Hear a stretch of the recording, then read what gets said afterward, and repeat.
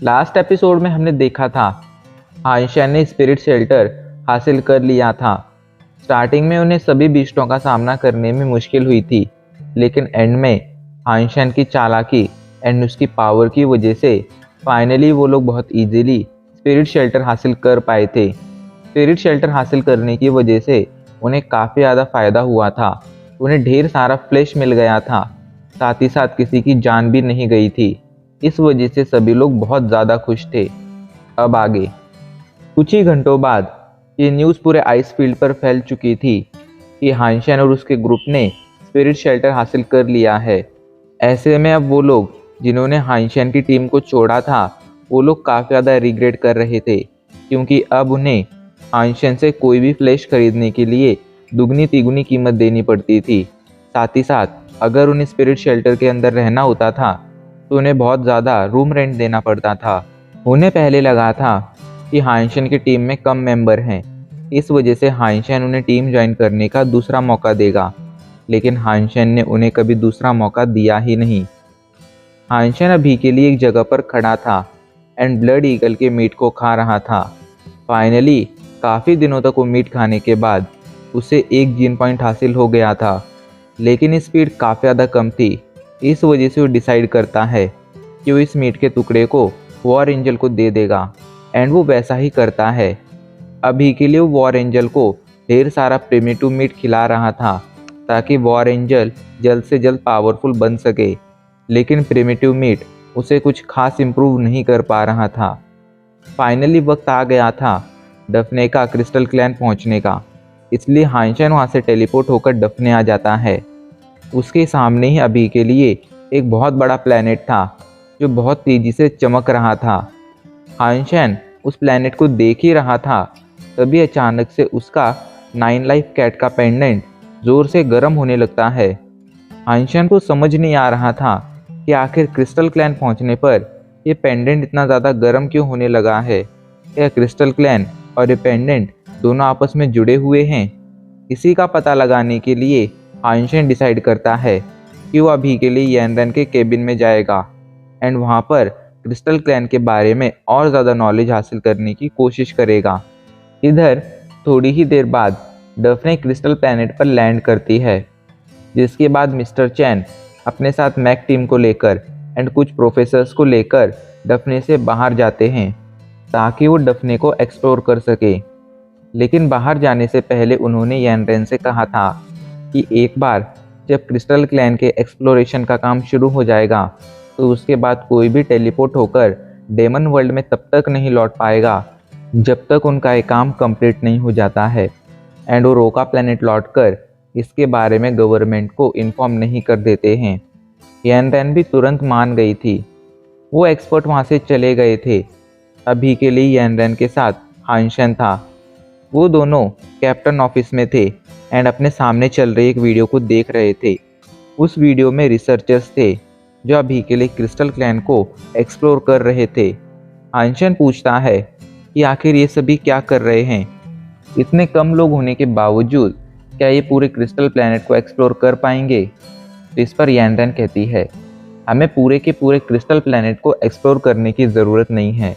हम लोग यहाँ पर क्रिस्टल क्लैन के लोगों के ट्रेजर की तलाश में आए हैं। अभी के लिए ये सभी लोग उसी ट्रेजर की तलाश में ये सभी लोग चारों तरफ ड्रिलिंग कर रहे हैं एंड उस ट्रेजर का एंट्रेंस फाइंड कर रहे हैं। हाइशैन भी बात को समझ रहा था। वो अभी के लिए इस चीज़ के बारे में और ज़्यादा जानना चाहता था, इसलिए वो यैनरेन से कुछ और सवाल करता है एंड यैनरेन भी उसे हर एक सवाल का जवाब देती है। यैनरेन ने उसे बताया था कि क्रिस्टल क्लैन के हर एक आर्किटेक्चर में एक अलग सा पैटर्न होता है। वो पैटर्न ही इंडिकेट करता है कि वो आर्किटेक्चर कितना ज़्यादा एंशंट है एंड कितना ज़्यादा मजबूत है। वैसे देखा जाए तो क्रिस्टल प्लैनेट पर कोई खतरनाक चीज़ नहीं है, लेकिन क्रिस्टल क्लैन वाले लोग बहुत ही ज़्यादा इंटेलिजेंट थे। ऐसे में हम पूरी तरह से रिलैक्स भी नहीं हो सकते हैं। बाकी सभी चीज़ों का हमें इतना ज़्यादा डर नहीं है। हमें डर तो बस इस बात का है कि कहीं हमारे सामने कोई ज़िंदा क्रिस्टल क्लैन वाला इंसान ना आ जाए, क्योंकि अगर ऐसा कुछ हुआ तो हम लोग शायद बहुत बड़ी मुसीबत में पड़ सकते हैं। वो दोनों बातें कर ही रहे थे, तभी हाइंशन स्क्रीन पर देखते हुए कहता है, यानरेन आखिर वो रेड कलर का क्रिस्टल क्या है? तो इस पर यानरेन उसे बताती है कि वो रेड कलर का क्रिस्टल असल में एक जिंदा अवशेष है। हाइंशन को कुछ भी समझ नहीं आता है, लेकिन फिर भी उस स्क्रीन पर देखने लगता है। अभी के लिए स्क्रीन पर बहुत ही ज़्यादा हड़बड़ाहट मची हुई थी। मिस्टर चैन सभी को उस क्रिस्टल से दूर रहने के लिए कह रहे थे, लेकिन तभी अचानक से वो क्रिस्टल ड्रिलिंग मशीन को स्कैन करता है एंड खुद भी ड्रिलिंग मशीन में ही बदल जाता है, जिसके बाद वो तेजी से जाकर वहाँ मौजूद एक ड्रिलिंग मशीन पर अटैक कर उसे डिस्ट्रॉय कर देता है। ये देखकर मिस्टर चैन सभी को उस पर हमला करने के लिए कहते हैं, लेकिन किसी को भी उस पर इतना पावरफुल हमला नहीं करना था कि जिससे वहाँ मौजूद क्रिस्टल बिल्डिंग डिस्ट्रॉय हो जाए। ऐसे में वो लोग सिर्फ लेज़र गन या सॉर्ड्स का यूज़ कर सकते थे। सभी ने साथ मिलकर लेज़र गन्स एंड सॉर्ड्स की मदद से उस क्रिस्टल ड्रिलिंग मशीन को डिस्ट्रॉय तो कर दिया था, लेकिन इस चक्कर में उनकी एक ड्रिलिंग मशीन डिस्ट्रॉय हो चुकी थी। साथ ही साथ उन्होंने अपने कुछ साथी भी खो दिए थे। हाइंशन पूछता है, यानरेन आखिर ये सब क्या हुआ? तो यानरेन बताती है, वो रेड कलर का क्रिस्टल असल में क्रिस्टल क्लैन का डिफेंस क्रिस्टल है।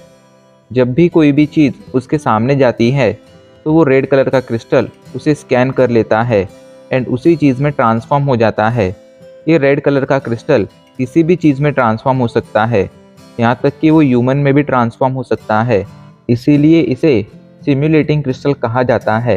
ये क्रिस्टल बहुत ज़्यादा खतरनाक होते हैं एंड इनसे बचना बहुत ज़्यादा मुश्किल होता है। वो दोनों बातें कर ही रहे थे, तभी वो लोग देखते हैं कि फाइनली मिस्टर चैन को क्रिस्टल क्लैन के ट्रेजर का एंट्रेंस मिल चुका है। ये देखकर अभी के लिए यानरेन काफ़ी ज़्यादा खुश हो गई थी, लेकिन तभी अचानक से उनके सामने चल रही वीडियो अचानक से ही गायब हो जाती है। यहाँ पर अभी के लिए क्या हुआ था ये हाइंशन को समझ नहीं आया था, पर यानरेन समझ गई थी कि ज़रूर प्रोफेसर एंड मिस्टर चैन के साथ कुछ गलत हुआ है। यानरेन जल्दी से एक्शन में आती है एंड डफने पर मौजूद सभी लोगों को एक जगह पर इकट्ठा कर कहती है, अभी के लिए हमारे साथी मुसीबत में पड़ चुके हैं, हमें उनकी मदद के लिए जाना है। इसलिए मिस्टर ली, आप जल्दी से किन्हीं 5 सोल्जर को चुनिए जो वॉर मशीन चलाने में एक्सपर्ट हों। उसकी बात सुनकर मिस्टर ली तुरंत काम पर लग जाते हैं, लेकिन तभी हाइंशन आगे आकर कहता है, कैप्टन यानरेन मैं भी आपके साथ आऊँगा। हाइंशन किसी भी हालत में यानरेन को अकेला नहीं छोड़ सकता था, क्योंकि अगर वो अकेली जाती तो शायद किसी बड़ी मुसीबत में पड़ सकती थी। साथ ही साथ हाइंशन ये भी जानना चाहता था कि आखिर उसके 9 लाइफ कैट के पेंडेंट में एंड इस क्रिस्टल क्लैन में क्या कनेक्शन है। इसलिए भी वो यानरेन एंड बाकी लोगों के साथ क्रिस्टल क्लैन में जाना चाहता था। यानरेन उसे अपने साथ नहीं ले जाना चाहती थी, क्योंकि वहाँ हाइंशन की जान को खतरा हो सकता था, लेकिन हाइंशन की जिद करने पर उसे हाइंशन की बात माननी पड़ी थी। कुछ लोगों के साथ वो लोग क्रिस्टल प्लैनेट पर एंट्री करते हैं, जहाँ पर अभी के लिए वो चारों तरफ घूम रहे थे। थोड़ा घूमने के बाद उन्हें फाइनली वो जगह मिल जाती है जहाँ पर क्रिस्टल क्लैन के ट्रेजर का एंट्रेंस था। सभी लोग एंट्रेंस के सामने खड़े हुए थे। तभी यानरेन हाइंशन से कहती है, हाइंशन तुम अभी के लिए यहीं पर रुको, मैं बाकी सभी लोगों के साथ अंदर जाकर देखती हूँ। तो इस पर हाइंशन कहता है, आखिर मैं यहाँ पर क्यों रुकूँ? तो यानरेन उसे समझाती है, हाइंशन अंदर तुम्हारी जान को खतरा हो सकता है, इसलिए तुम्हें यहीं पर रुकना चाहिए। अगर तुम एज अ बॉयफ्रेंड मेरी बात नहीं मानोगे तो मैं एज अ कैप्टन तुम्हें ऑर्डर देती हूँ कि तुम्हें यहीं पर रुकना है। तो हाइंशन भी कहता है, तुम्हारा ऑर्डर मेरे ऊपर वैलिड नहीं है, मैं तुम्हारा कोई ऑर्डर नहीं मानूंगा एंड तुम्हारे साथ अंदर ज़रूर आऊँगा। हाइंशन उसे मुसीबत में अकेला नहीं छोड़ सकता था, इस वजह से उसने अभी के लिए यानरेन की बात नहीं मानी थी। वो लोग आपस में बातें कर ही रहे थे, लेकिन तभी अचानक से वहाँ पर कहीं से बहुत सारे सिम्युलेटिंग क्रिस्टल आ जाते हैं, जो एक के बाद एक उनकी सभी वॉर मशीन्स को स्कैन कर लेते हैं एंड फिर खुद ही उन वॉर मशीन्स में बदल जाते हैं। अभी के लिए वहाँ पर बहुत सारी वॉर मशीन्स आ गई थीं। सिम्युलेटिंग क्रिस्टल से बनी वॉर मशीन इन सभी पर हमला करने लगती हैं।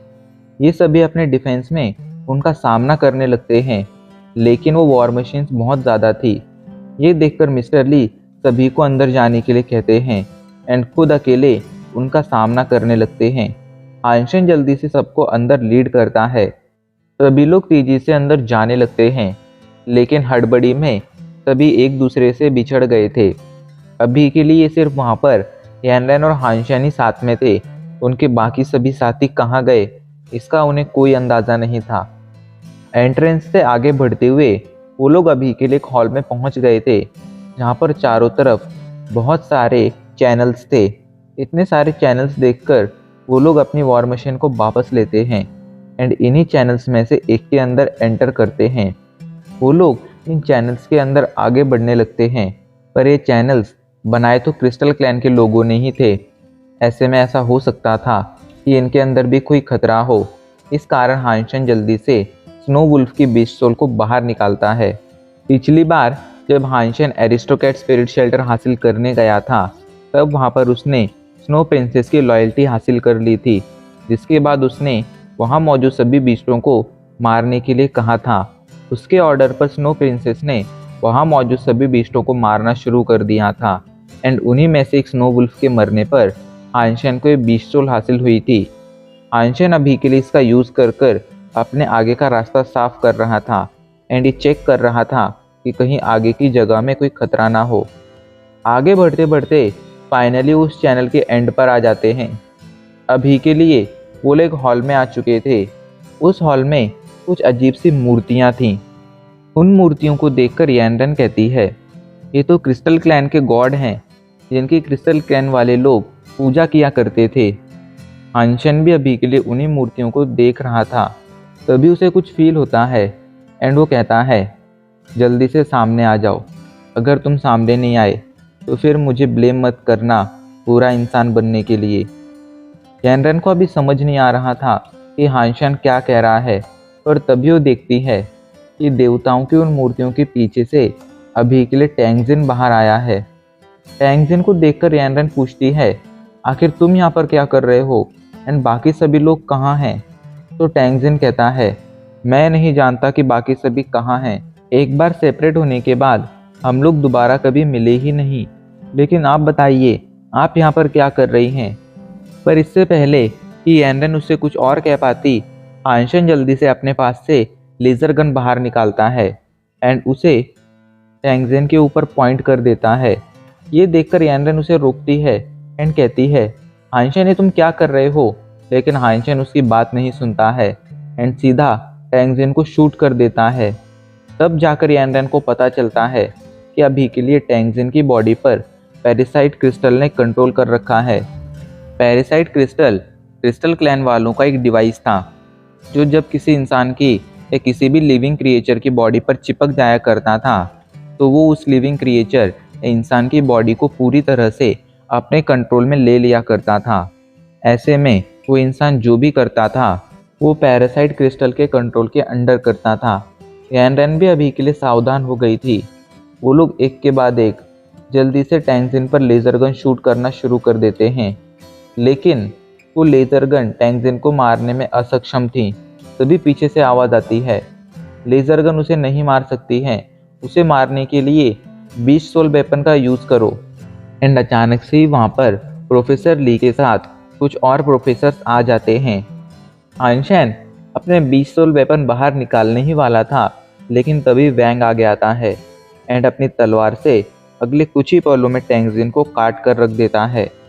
उसने टैंगजिन को बहुत ईजिली मार दिया था, जिसके बाद वो हाइंशन को घूरते हुए कहता है, कुकिंग टीम के एक इंसान को यहाँ आने की कोई ज़रूरत नहीं थी, तुम्हें यहाँ पर नहीं होना चाहिए। तो इस पर हाइंशन कहता है, मैं एक सोल्जर हूँ, ऐसे में मैं यहाँ पर आ सकता हूँ। तो वैंग हंसते हुए कहता है, अगर तुम मरना ही चाहते हो तो शौक से मरो, वैसे भी मुझे तुम्हारे जीने मरने से कोई फ़र्क नहीं पड़ता है। अभी के लिए हाइंशन और यानरेन ने उसकी बातों को इग्नोर कर दिया था। यानरेन सीधा प्रोफेसर के पास जाती है एंड उनसे कहती है, प्रोफेसर ली, आखिर क्या हुआ? आप सभी यहाँ पर हैं, तो बाकी सभी लोग कहाँ पर हैं?